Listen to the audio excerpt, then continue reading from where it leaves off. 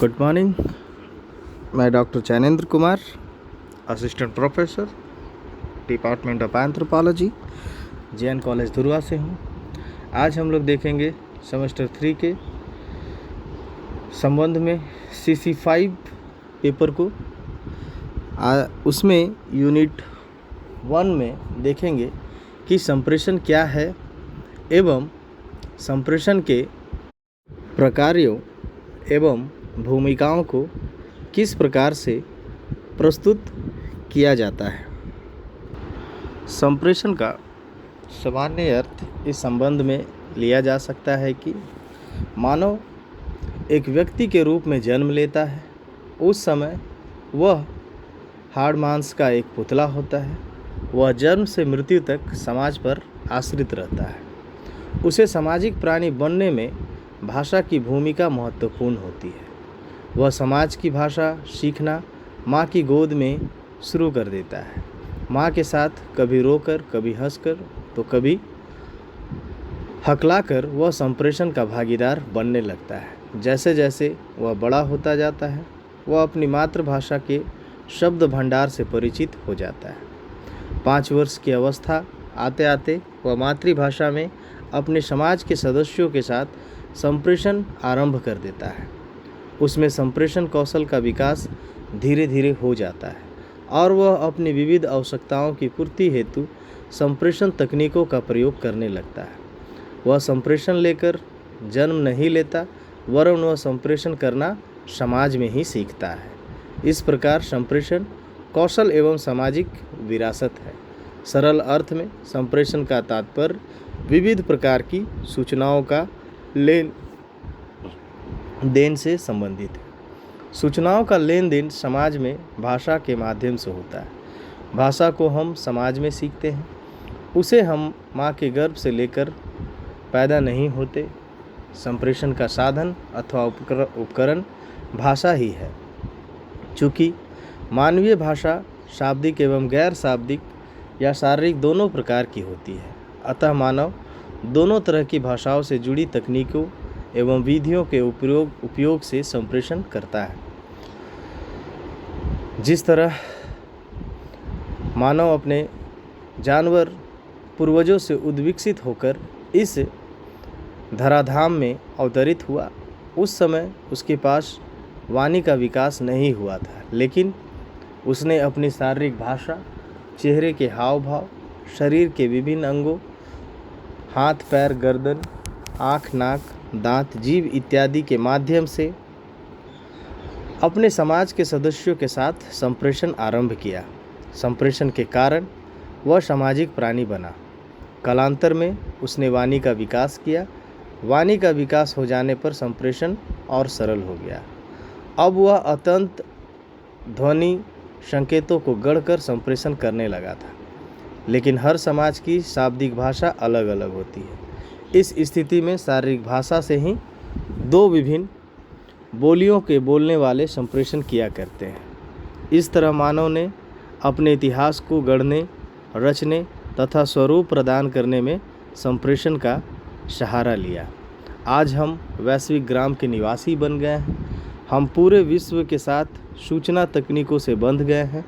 हम बिना दूरी तय किए एवं बिना समय गंवाए पूरे विश्व के साथ सूचनाओं का लेन देन कर लेते हैं। इसने हमें शक्तिशाली बनाया है। संप्रेषण धारावाहिक रूप में प्रत्येक समाज में शाब्दिक और गैर शाब्दिक ढंग से प्रचलित है। संप्रेषण के ऊपर मानवशास्त्र विषय में अध्ययन किस शुभारंभ कब हुई? संप्रेषण के ऊपर मानवशास्त्रीय अध्ययन का शुभारंभ करने का श्रेय ब्रिटिश मानवशास्त्र के जनक E.V. टायलर को जाता है। टायलर ने अपने मैक्सिको प्रवास के दौरान गूंगे बहरों के स्कूल में जाकर उनके बीच संचारण को जानने एवं समझने का प्रयास किया था। उन्होंने गूंगे एवं बहरों के बीच संकेतों के माध्यम से संचारण होते हुए देखा। अपने इस अवलोकन के आधार पर उन्होंने संप्रेषण को मानवशास्त्रीय ढंग से परिभाषित करने का प्रयास किया। आपके अनुसार संचारण को संप्रेषण एवं संप्रापक के बीच सूचनाओं के आदान प्रदान के रूप में परिभाषित किया जा सकता है। संचारण में सूचनाओं को संकेतों के रूप में भेजा जाता था तथा प्राप्त किया जाता था। इस संचारण व्यवस्था में संप्रेषक एवं संप्रेषापक दोनों ही उन संकेतों से परिचित होते हैं जिनके माध्यम से सूचना भेजी जाती है। संप्रेषण के ऊपर टायलर महोदय के योगदान की झलक हमें उनकी पुस्तक anthropology an introduction to man and his civilisation जो 1888 में प्रकाशित हुई, उस पुस्तक में टायलर के प्रमुख योगदान मिलते हैं।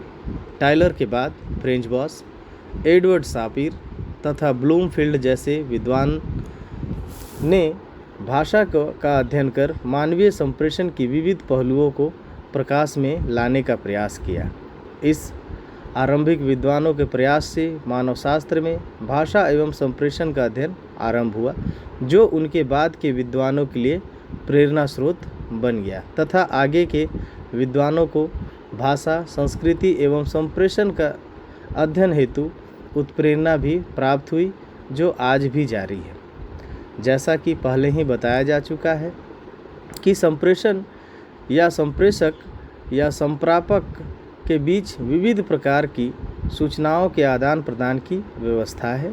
इस व्यवस्था के माध्यम से मानव जीवन से संबंधित हर एक पहलू के बारे में संप्रेषण होता है, जो मानव एवं उसके सामूहिक जीवन के लिए आवश्यक होता है।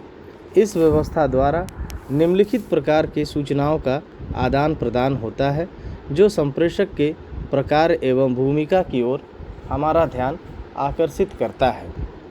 पहला है सांस्कृतिक सूचना, दूसरा आर्थिक सूचना, तीसरा राजनीतिक सूचना, चौथा धार्मिक सूचना, पाँचवा शैक्षणिक सूचना, छठवां कैरियर संबंधी सूचना, सातवां यात्रा संबंधी सूचना, आठवां स्वास्थ्य एवं स्वास्थ्य विज्ञान की सूचना, नौवां प्रशासनिक सूचना, 10वां कानून से जुड़ी सूचनाएं, 11वां मनोरंजन संबंधी सूचनाएं, 12वां मनोवैज्ञानिक सूचनाएं, 13वां सुरक्षा संबंधी सूचनाएं, 14वां घटना दुर्घटना की सूचनाएं, 15वां विकासात्मक सूचनाएं और 16वां है प्रबंधक की सूचनाएं। इस प्रकार की विविध प्रकार की सूचनाएं होती है जो संप्रेषण के माध्यम से भेजी जाती है और प्राप्त की जाती है। अतः संप्रेषण की भूमिका एवं प्रकार्य भी विविध है। मानव जीवन का कोई भी क्षेत्र अछूता नहीं है जहां संप्रेषण के प्रकार एवं भूमिका दिखाई नहीं देते हैं। संप्रेषण के प्रमुख प्रकार्य एवं भूमिकाओं को निम्नलिखित ढंग से प्रस्तुत किया जा सकता है, जैसे सामाजिक भूमिका, सांस्कृतिक भूमिका, आर्थिक भूमिका, धार्मिक भूमिका, राजनीतिक भूमिका, शैक्षणिक भूमिका, कैरियर निर्माण भूमिका आदि आदि। पहला है सामाजिक भूमिका, जिस पर आज हम चर्चा करेंगे।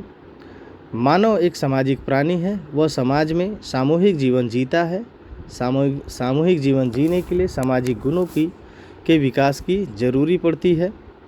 अच्छी आदत, दया, करुणा, त्याग, सहानुभूति, सामाजिक मूल्य, आदर, प्रेम जैसे सामाजिक गुणों का विकास संप्रेषण के माध्यम से होता है। संप्रेषण के माध्यम से सामाजिक गुण एक व्यक्ति से दूसरे व्यक्ति तथा एक पीढ़ी से दूसरी पीढ़ी तक पहुंचते हैं। समाज में जन्म, छठी, बरही, 27वां, नामकरण, मुंडन जैसे व्यक्तिगत अनुष्ठानों को सामूहिक ढंग से मनाया जाता है। इसे मनाने में संप्रेषण की भूमिका महत्वपूर्ण रहती है। संप्रेषण से सामाजिक संस्कार विकसित होता है। समाज में विभिन्न आयु एवं लिंग वर्ग की भूमिका परिस्थिति को स्पष्ट करने तथा कार्य रूप प्रदान करने में संप्रेषण की महत्वपूर्ण भूमिका होती है। दूसरी भूमिका है सांस्कृतिक भूमिका। मानव सामाजिक प्राणी होने के साथ साथ एक सांस्कृतिक प्राणी भी है। संस्कृति का विकास समाज में ही होता है। संस्कृति समाज में जीने का एक तरीका है। यह तरीका हर समाज में अलग अलग होता है। प्रत्येक समाज में विभिन्न आयु एवं वर्गों की भूमिका परिस्थिति अलग अलग होती है। हर समाज के वर्गों के वस्त्र, परिधान, आभूषण, घर, घरेलू उपकरण, युद्ध उपकरण, भाषा अलग अलग पाए जाते हैं। एक समाज से दूसरे समाज में विविधता का कारण संस्कृति है। कला, धर्म, सरना, श्मशान, युवा गृह, अखड़ा, ग्राम प्रधान, पुजारी, अंतर्ग्राम प्रधान जैसे सांस्कृतिक तत्व जनजातीय समाज में देखने को मिलते हैं। इन सांस्कृतिक तत्वों के प्रसरण में संप्रेषण अपना महत्वपूर्ण योगदान देता है। सांस्कृतिक तत्वों का प्रसरण एक पीढ़ी से दूसरी पीढ़ी तथा एक समाज से दूसरे समाज में संप्रेषण द्वारा प्रसारित होता है। इस प्रकार हम देखेंगे तीसरी भूमिका है आर्थिक भूमिका। संप्रेषण विभिन्न प्रकार की अर्थव्यवस्थाओं एवं आर्थिक संस्थाओं से हमें अवगत कराता है, जैसे खाद्य संकलन एवं शिकार, पशुचारण, स्थानांतरण कृषि, स्थायी कृषि, दस्तकारी, कलाकारी एवं श्रमिक। इन अर्थव्यवस्थाओं से जुड़ी आर्थिक संस्थाएं जैसे उत्पादन, उपभोग, विनिमय, वितरण, बाजार, आय व्यय, बचत, कर्ज के बारे में संप्रेषण हमें जानकारी देता है। प्रत्येक अर्थव्यवस्था को अपनी विशेषता, गुण, दोष एवं सीमाएं हैं, जिनके बारे में हम संप्रेषण द्वारा जान पाते हैं। आज हमारे सामने वैश्विक ज्ञान अर्थव्यवस्था है। इस अर्थव्यवस्था में बहुराष्ट्रीय कंपनियां, सूचना तकनीकी से जुड़े इंजीनियर, प्रोफेशनल्स, ज्ञान कर्मचारी हैं। इनके अपने वैश्विक स्तर के बाजार एवं व्यापार हैं। इन सभी आर्थिक संस्थाओं का संचालन ज्ञान से होता है। ज्ञान अर्थव्यवस्था की जानकारी में हमें संप्रेषण से प्राप्त होता है। चौथी महत्वपूर्ण भूमिका है राजनीतिक भूमिका। आज हमारे समाज में 3 तरह की राजनीतिक व्यवस्था प्रचलित है: पारंपरिक व्यवस्था, राष्ट्रीय व्यवस्था एवं अंतर्राष्ट्रीय व्यवस्था। पारंपरिक राजनीतिक व्यवस्था के अंतर्गत ग्राम पंचायत, ग्राम प्रधान, ग्राम पुजारी एवं ग्राम पंच पाए जाते हैं। इन संस्थाओं द्वारा ग्राम तथा अंतर्ग्राम स्तर की समस्याओं का निपटारा किया जाता है। राष्ट्रीय स्तर पर हमारे यहाँ आधुनिक राजनीतिक व्यवस्था प्रचलित है। इस व्यवस्था के 3 प्रमुख अंग हैं: तृतीय पंचायत व्यवस्था, विधानसभा परिषद व्यवस्था तथा लोकसभा एवं राज्यसभा व्यवस्था आदि। अब दूसरा हम देखेंगे शैक्षणिक भूमिकाएं। संप्रेषण हमें पारंपरिक शिक्षा एवं आधुनिक शिक्षा से परिचित कराता है। परंपरा की शिक्षा हमें परिवार, पड़ोस, समुदाय में मिलती है। कहा जाता है कि परिवार प्राथमिक पाठशाला होता है।